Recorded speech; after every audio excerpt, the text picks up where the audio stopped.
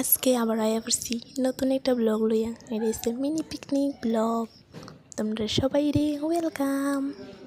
Mini পিকনিকের item এখানে আছে একটা মটর তরকারি, একটা পনির তরকারি, পাঁপড়, ডিম তরকারি। এখানে দিয়ে লাইতেছে মটর আলু তরকারি।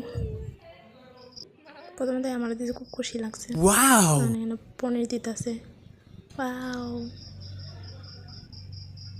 দেখো ইলু লাইয়া পড়ছে।